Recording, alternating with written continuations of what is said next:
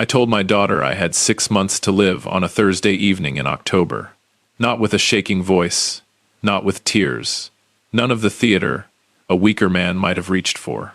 I told her the way you tell someone a fact that has already settled into your bones. Quietly, across the kitchen table, my hands wrapped around a mug of coffee gone lukewarm, the porch light buzzing outside the window behind her. I said, "Renee, I saw Dr. Patterson yesterday. It's the pancreas. He gave me 6 months, maybe 8, if I'm stubborn about it." I watched her face. My daughter, my 41-year-old daughter, who I had carried on my shoulders through the state fair in Tulsa 36 years ago, who had sat at that same table every single Sunday of her childhood, said one word before she could catch it. She said, "Perfect." And then she caught herself. She rearranged her face into something that resembled grief. She said she meant it was perfect timing because she'd just cleared her calendar, that she wanted to be there for me, that we'd get through this together. She talked for almost 5 minutes in the careful, overcorrected tone of someone trying to walk back a word that had already landed clean, but I'd heard it. One syllable, unguarded, honest. The sound of somebody who'd been waiting on something and had just been told it was finally arriving. I did not have 6 months to live. I did not have cancer. Dr. Patterson hadn't told me anything except that my cholesterol was a little high for a man my age. I had built the whole thing myself, from nothing, because I needed to know something before I let myself keep pretending I didn't already suspect it. And she had just failed a test in the worst possible way a person can fail one, the way where the truth comes out of your mouth before you even know you're being asked a question. What I overheard 2 mornings later was worse than perfect. Worse by a distance I'm still trying to measure.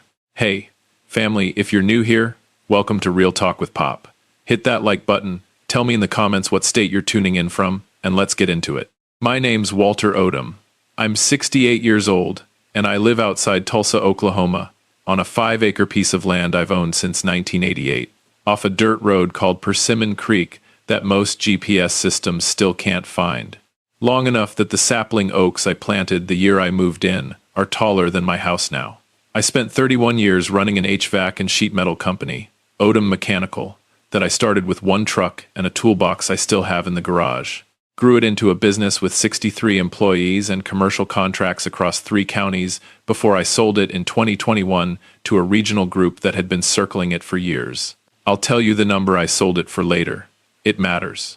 My wife Carol passed 3 years ago. Aortic aneurysm, sudden, no warning, gone before the ambulance made it halfway down Persimmon Creek Road. Carol ran the books for Odom Mechanical for 19 years, and between her mind for numbers and my mind for the work itself, that's the whole reason the company ever amounted to anything. After she died, I kept the business running for about a year, mostly because I didn't know how to be a man who woke up with nothing to fix. And then I sold it, and the number that came back to me still doesn't feel entirely real, even now. Renee is my older child, 41, lives in Broken Arrow, about 25 minutes from me, works in commercial real estate, leasing a job that suits certain kinds of people, the way a good glove suits a certain kind of hand. She's sharp, she's charismatic, she's got her mother's laugh, and I mention the laugh because it's made it harder to see her clearly than it should have for longer than I'm proud of.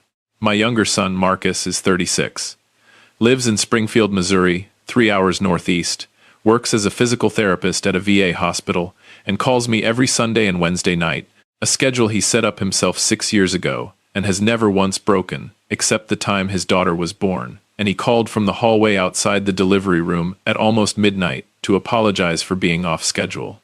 Marcus is the kind of man who apologizes for calling you from a hospital hallway on the best night of his life, and that tells you nearly everything you need to know about Marcus. Marcus didn't know about the test. I want that on the record early.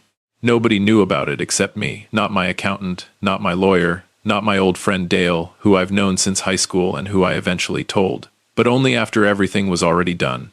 I built this thing alone over the better part of a month in late September, because something had been piling up in me long enough that I needed proof before I let myself act on a suspicion. It started small, the way these things do.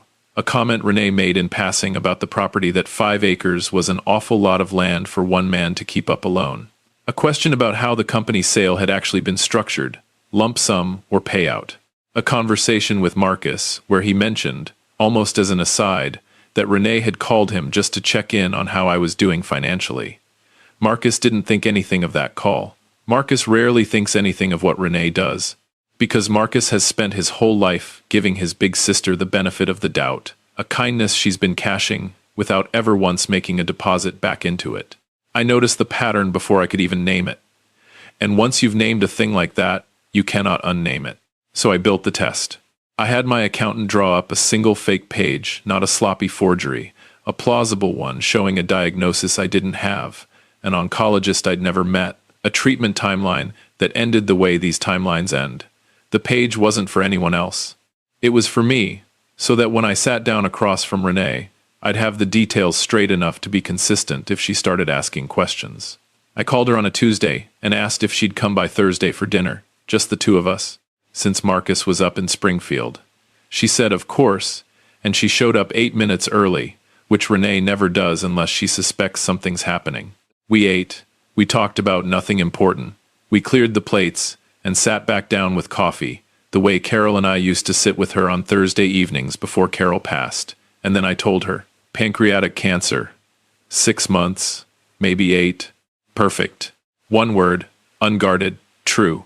The 5 minutes of scrambling that came after it were almost more revealing than the word itself, because I could watch her doing the math in real time, recalculating what she'd just let slip, folding it back into something she could live with, performing the concern a daughter is supposed to feel. I've spent 31 years reading crews and customers and contractors trying to get one over on me, and Renee was fast, but she wasn't fast enough, not for someone who's known her since she was born. We talked another hour. She was warm and helpful and full of plans, all the things a daughter is supposed to be when her father tells her he's dying. She said she'd help me look into hospice options. She said we shouldn't rush any big decisions.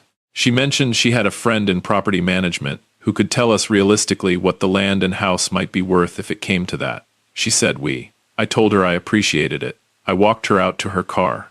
I stood on the porch after her taillights disappeared down Persimmon Creek, and I did not go inside for a long while.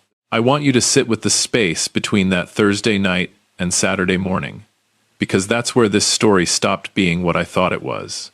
I'd thought the test was finished Thursday night. I thought all I needed to know was whether something true would slip out of her before she could catch it. And it had, and I'd seen it, and I believed I understood the whole shape of what I was dealing with. I was wrong about the shape. Saturday morning showed me the rest of it.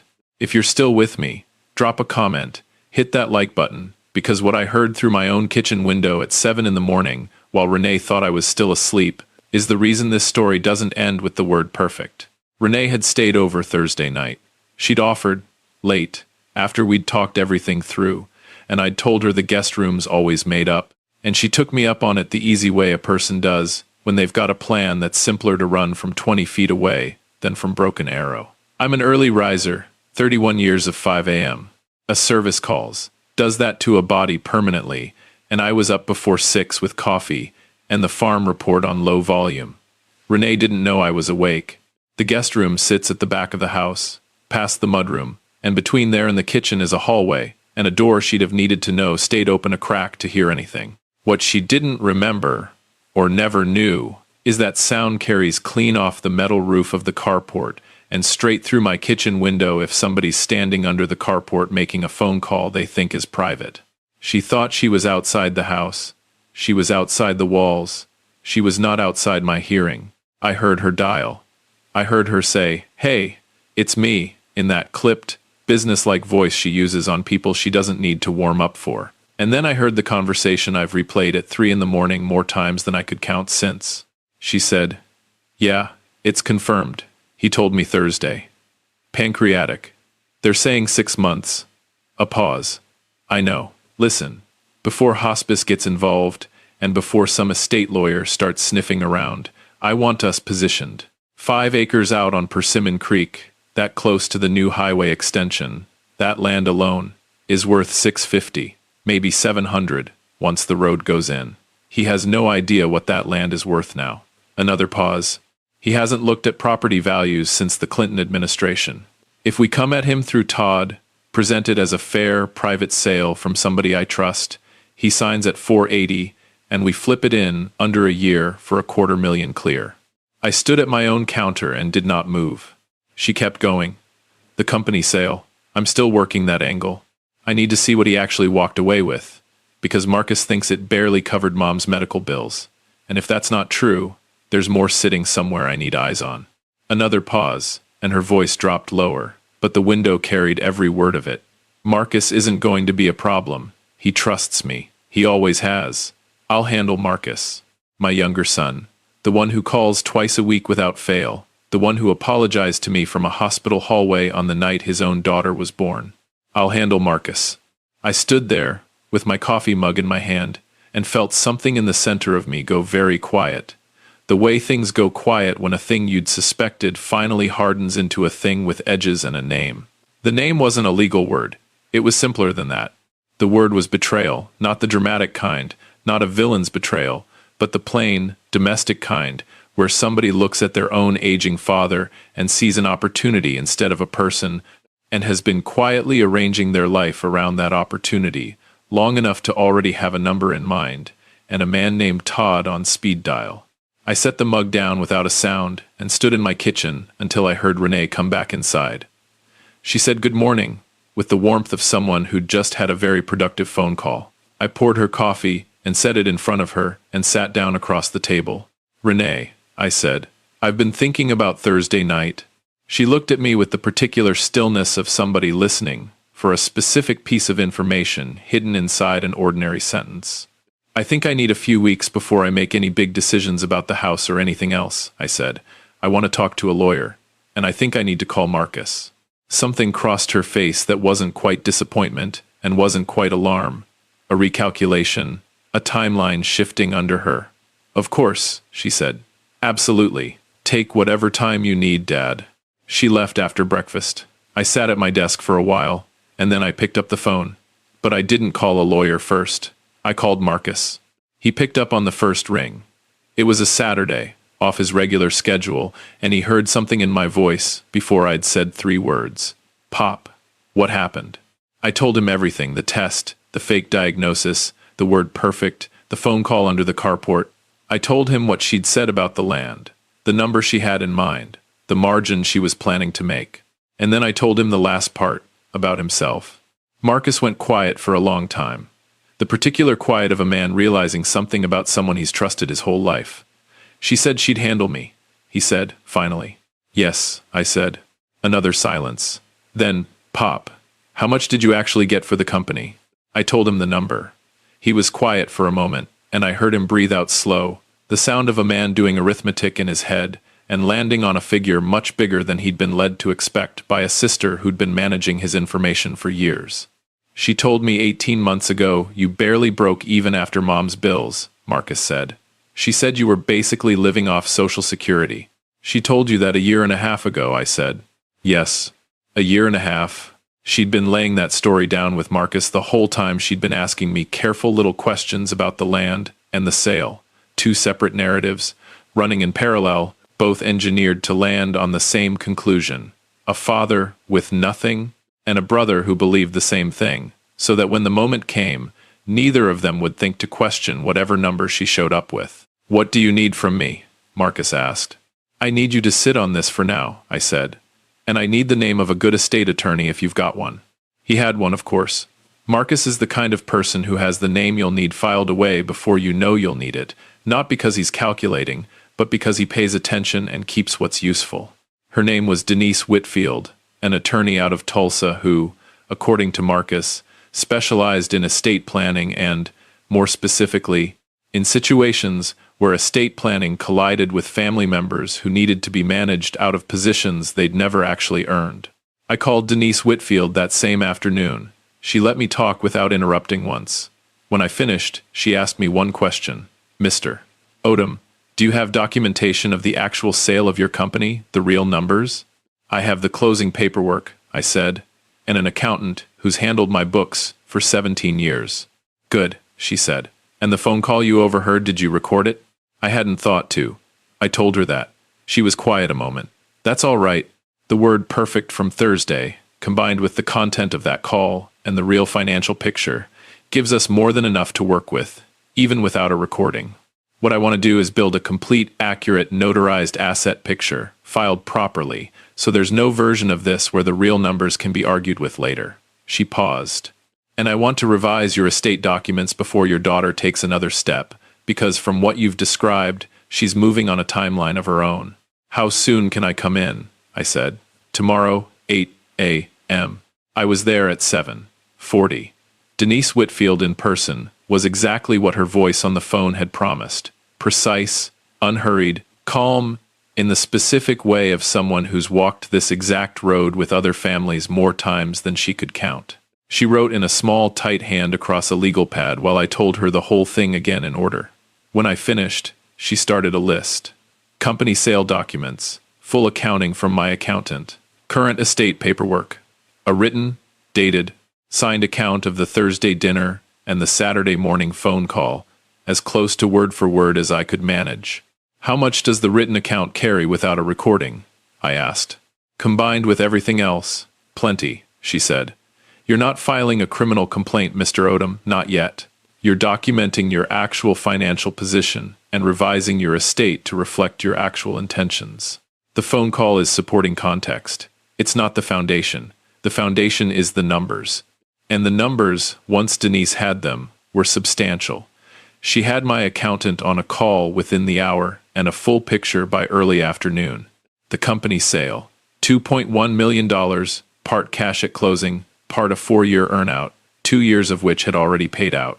The 5 acres on Persimmon Creek, appraised independently that same week at $740,000, driven up by the highway extension, exactly the way Renee already knew. Retirement accounts and savings on top of that, another $600,000, built up over 3 decades of not spending money I didn't have to spend.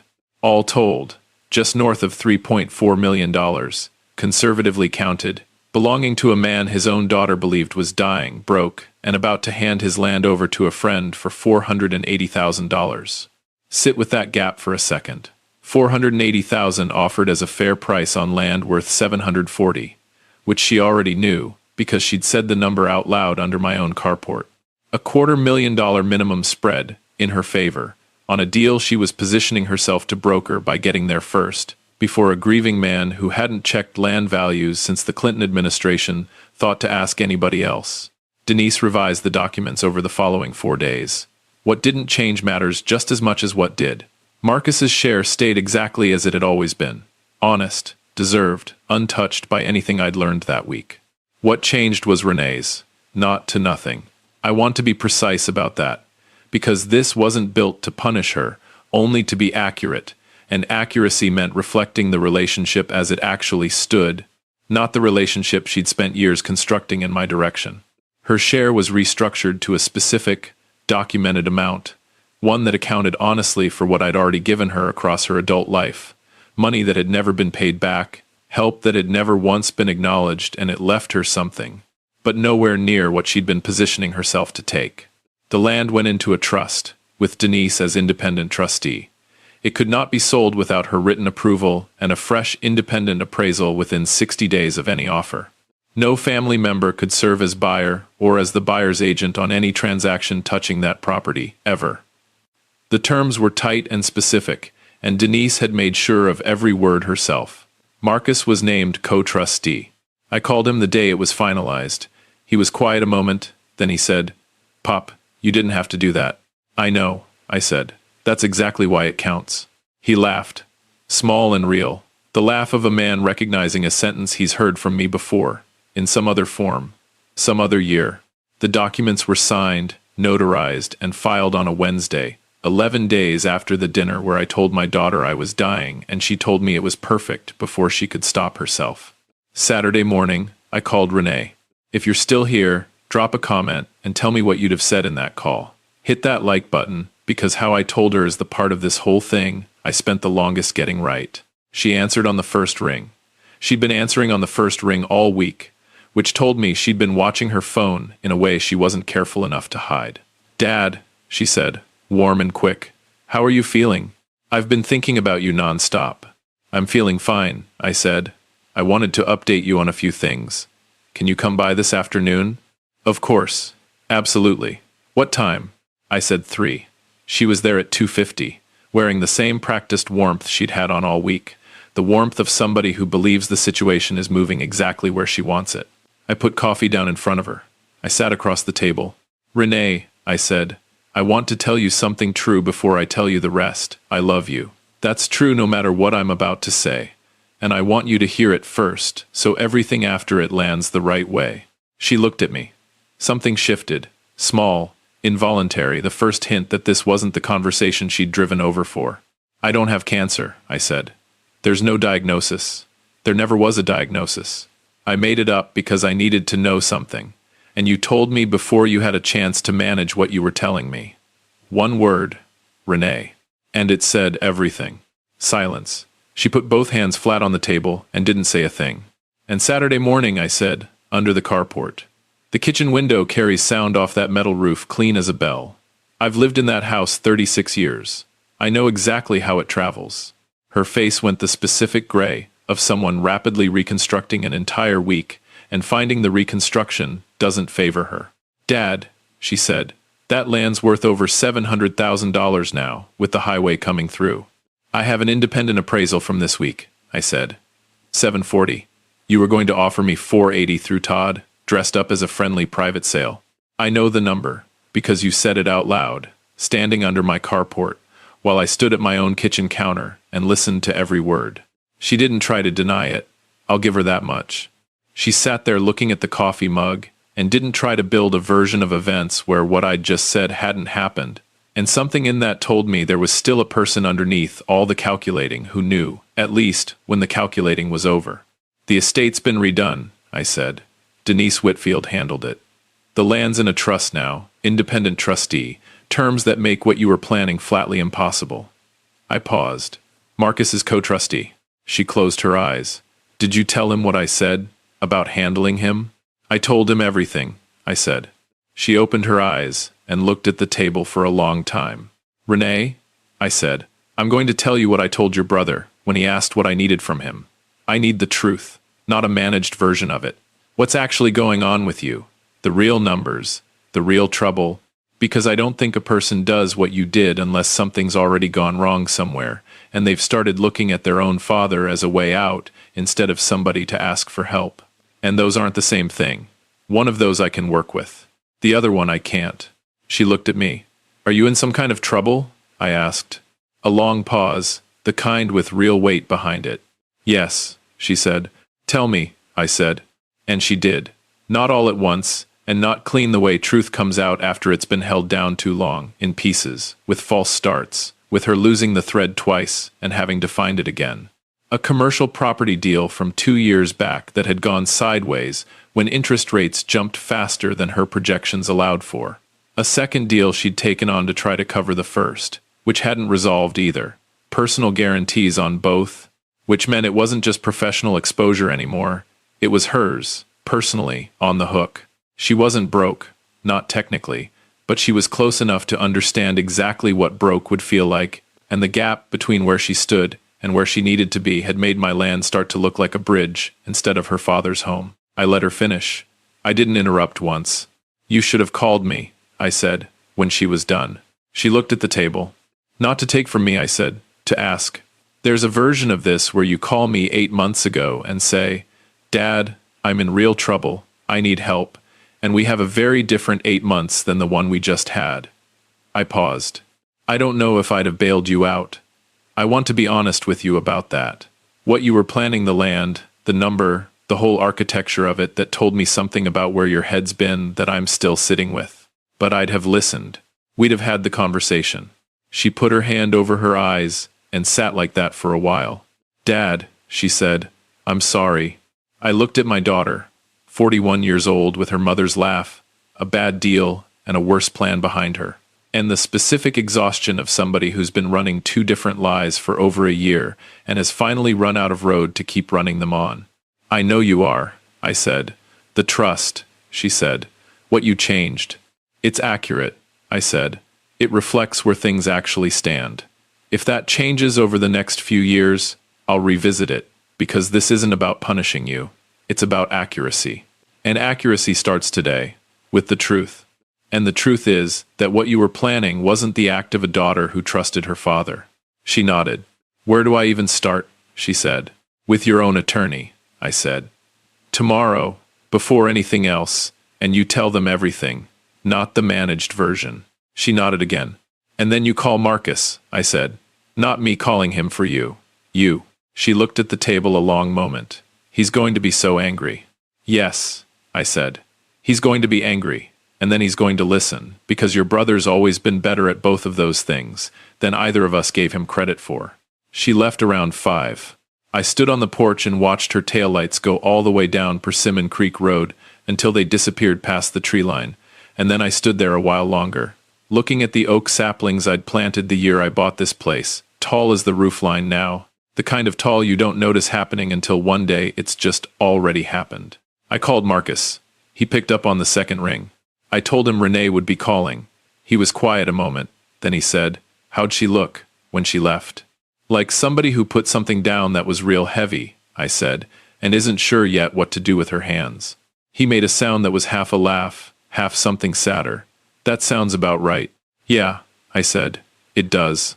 We talked another half hour about nothing that mattered, his daughter walking now, a new program at the VA hospital he was excited about, the oak trees, which he hadn't seen since spring, and which I told him were finally shading the whole east side of the porch, the way Carol always said they would someday. When we hung up, I sat out on the porch a long while, in the chair Carol used to take in the evenings, and I looked at the yard and the trees and the fence line and just breathed for a bit. The land was still mine. The papers were accurate. The number Renee had planned to offer me would never appear on any real offer sheet because the trust made that whole conversation meaningless now. And somewhere in Broken Arrow, my daughter was sitting with the weight of whatever she'd finally set down, trying to work out what came next. I didn't know what came next for her. That part was hers to work out, with her own lawyer, with her brother, with the real shape of her finances once the managed version finally got put away for good. I'd made clear what I could live with and what I couldn't. The rest was on her. Here's what I know for certain. Building that test cost me more than I expected, not in dollars, but in the particular way that clarity always costs more than not knowing, because not knowing lets you keep the version of your family you'd rather believe, and clarity makes you live in the version that's actually true. Renee failed that test, and then, sitting at my kitchen table on a Saturday afternoon, she did something. The test was never built to measure. She told the truth. Once the truth was the only thing left worth telling, without trying to talk her way around it or soften it into something easier to carry. That's not nothing. It's not forgiveness either. But it's not nothing. I went inside. I watered Carol's ferns on the back porch, the ones I still can't bring myself to let die. I made dinner and sat down and ate it at the table instead of standing at the counter, which I don't always do. And I thought about a woman who kept the books straight for 19 years, with a kind of care I never fully managed to copy, and who probably would have seen straight through all of it before it ever got this far. She'd have handled it different than I did, less architecture, more plain talk, quicker to the point, warmer even in the confronting of it. She'd probably have been right to, but she wasn't here, and I did it the way I know how to do things, which is build something solid, make sure it holds, and write the results down where nobody can argue with them later. The results are written down, the structure held. That's enough for 1 October. If this one stuck with you, drop a comment and tell me which part changed the air in the room for you. Hit that like button, subscribe if you haven't already, and I'll see you next time. And if you've ever wondered what's really sitting underneath somebody who suddenly starts asking too many questions about your money, let me tell you what a man who built a whole company out of one truck and a toolbox learned at his own kitchen table on a Thursday night in October. You don't need a recording. You just need somebody to say the wrong word with enough conviction. The truth has a way of answering the question before anybody realizes they were even asked one.